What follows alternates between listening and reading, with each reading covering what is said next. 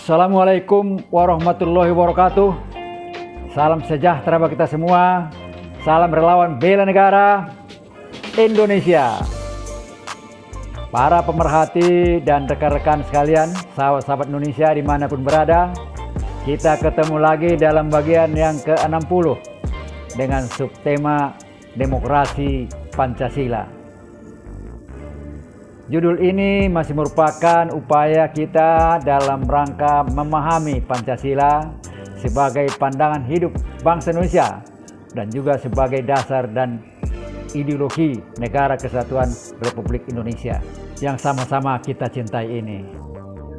Prinsip-prinsip demokrasi Pancasila kita ketemukan dalam sila yang keempat dari Pancasila yang berbunyi kerakyatan yang dipimpin oleh hikmat kebijaksanaan dalam permusyawaratan perwakilan. Kalau kita amati, memang di situ ada beberapa kata kunci yang harus kita pahami secara bersama-sama.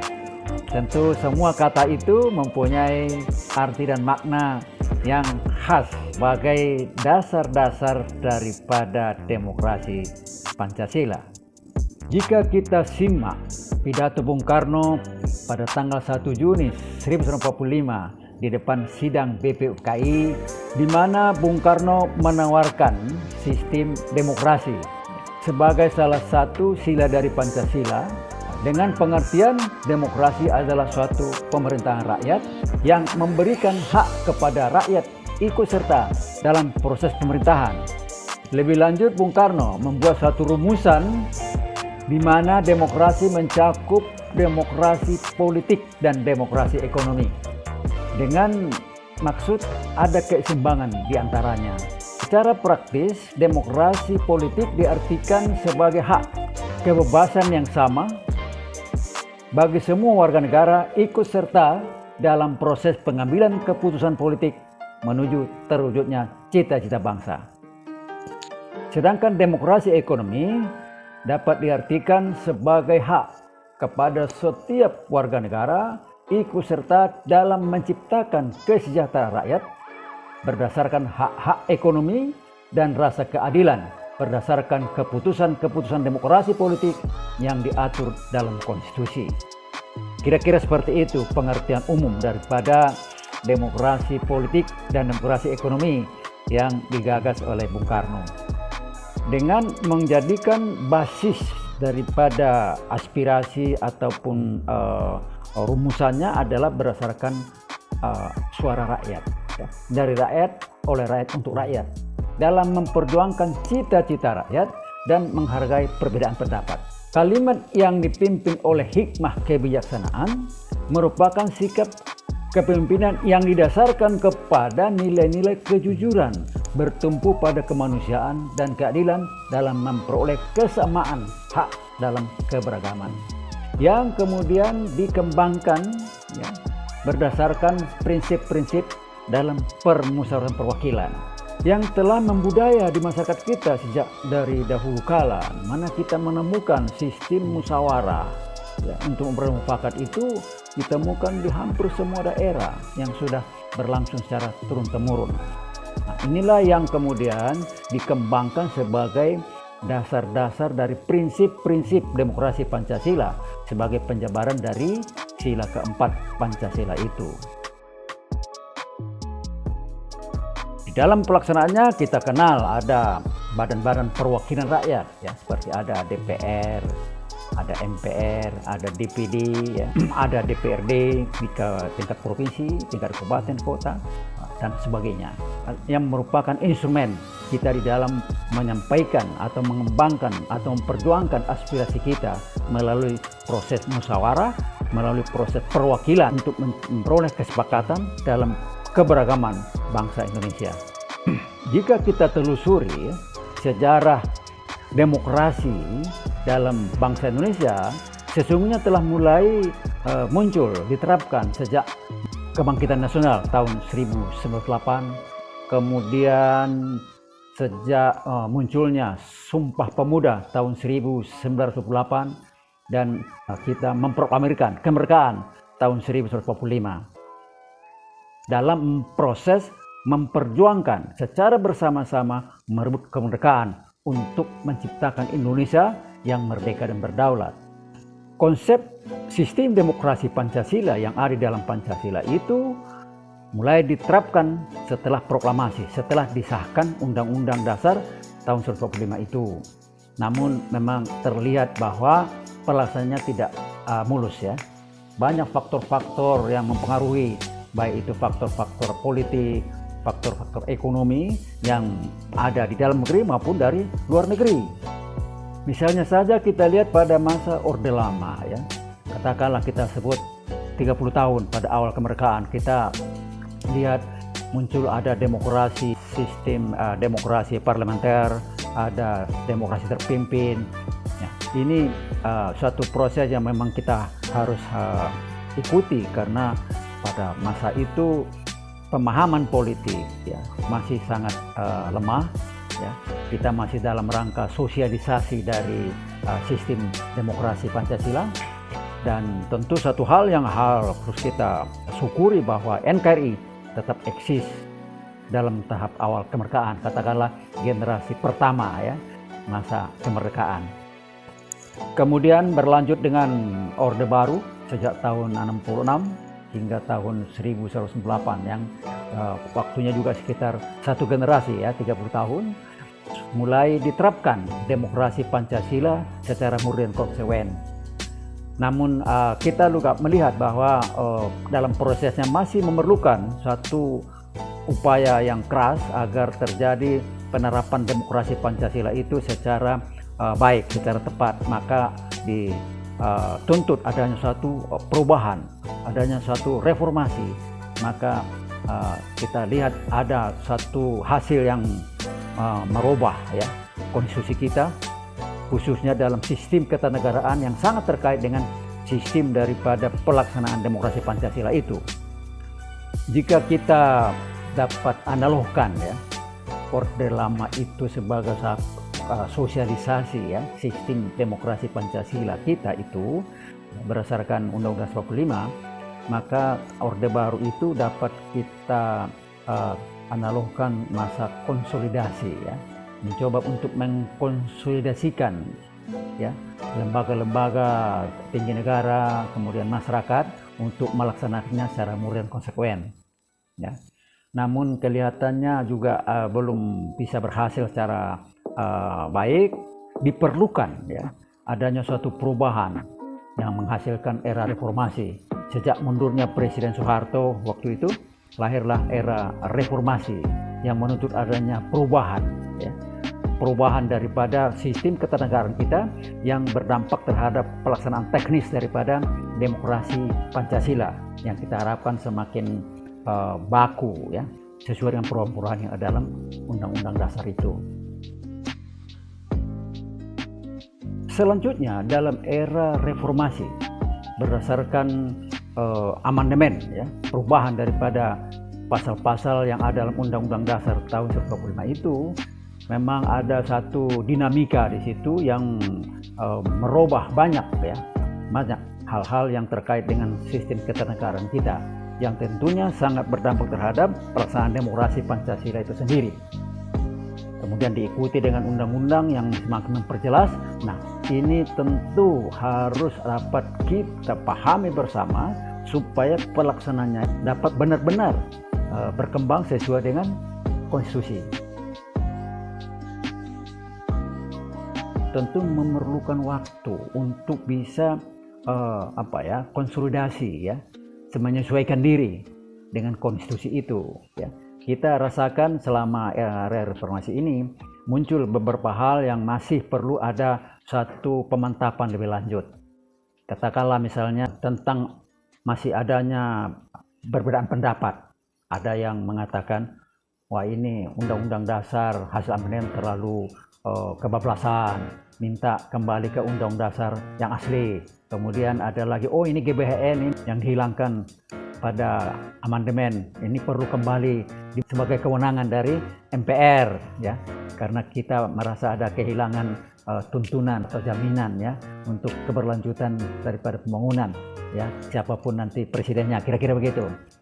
Nah, akhir-akhir ini ada lagi ingin supaya diadakan perubahan masa jabatan presiden, ya agak ramai nih sekarang ya, minta 3 periode, ya kemudian ya macam-macam lah, banyak hal-hal yang dikritisi, ingin dilakukan perubahan, penyempurnaan dan sebagainya.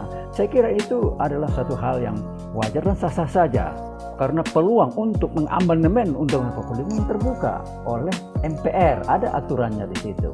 Seperti yang terlihat dalam bab 16 tentang perubahan Undang-Undang Dasar, ya, pasal 37 yang terdiri pada 5 ayat. Ya. Di sana jelas bahwa proses atau prosedur perubahan daripada pasal-pasal atau ayat yang ada di dalam Undang-Undang itu ada, ya, dan kewenangan itu jelas ada di MPR, gitu ya. Nah, hanya memang masalahnya MPR setuju atau tidak, kan begitu. Jadi kalaupun ada perubahan, mestinya di sanalah yang muaranya itu ya. Proses itu boleh saja itu terjadi, lalu demonstrasi, usul-usul macam-macam, itu hak-hak demokrasi ya. Dalam Pancasila itu juga dilindungi, tetapi akhirnya ada di sana.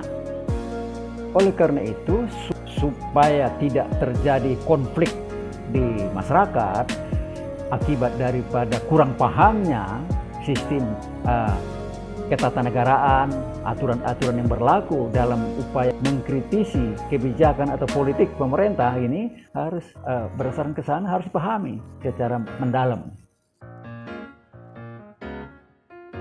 Misalnya tentang masa jabatan presiden, ya. Jelas di dalam Undang-Undang Dasar kita temukan dalam bab 3, ya.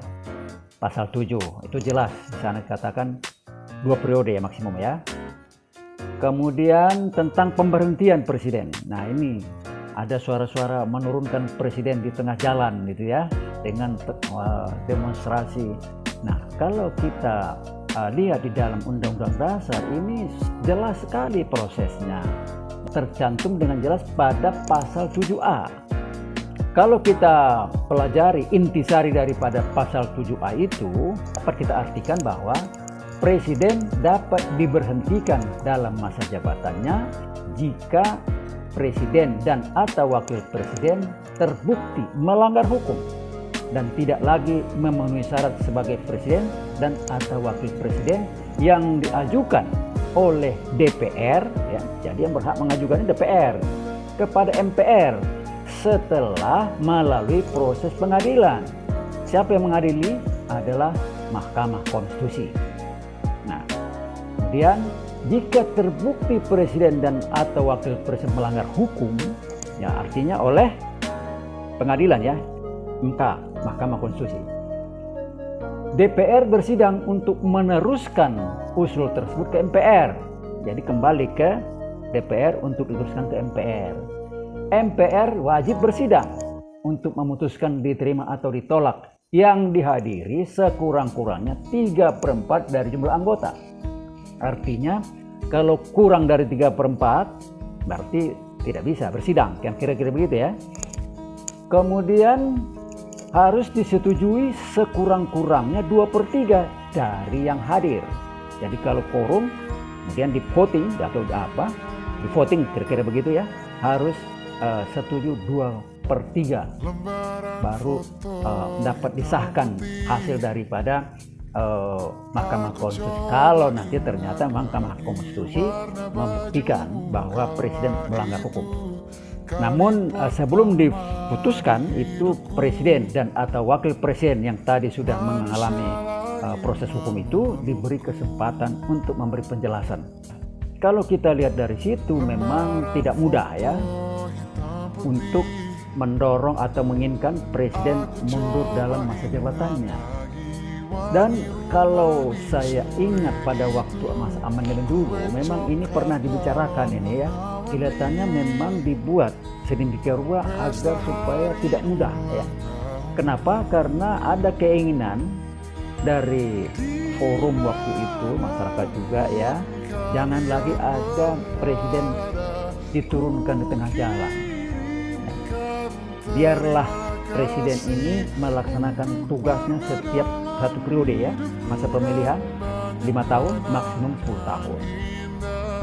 Karena masa lalu kita mengalami ya, kalau presiden dianggap bersalah atau dianggap sudah tidak mendukung masyarakat, itu bisa diturunkan melalui sidang umum, sidang istimewa MPR ya, MPR. Nanti di situ diminta ya, laporannya ditolak ya sudah langsung jatuh gitu, tanpa melalui proses pengadilan.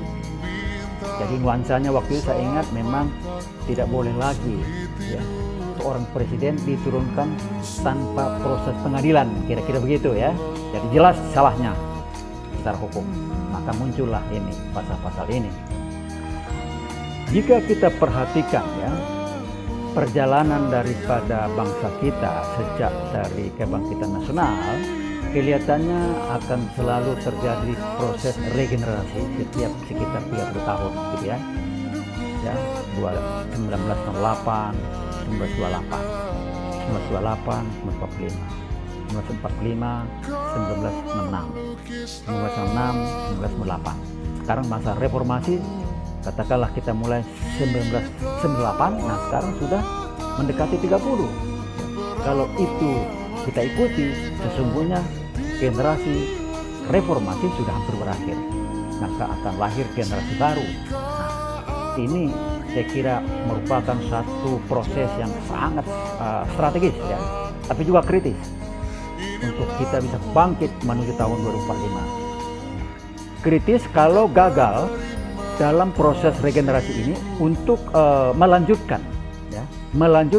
apa yang sudah dicapai sekarang ke arah yang lebih cepat untuk mencapai cita-cita.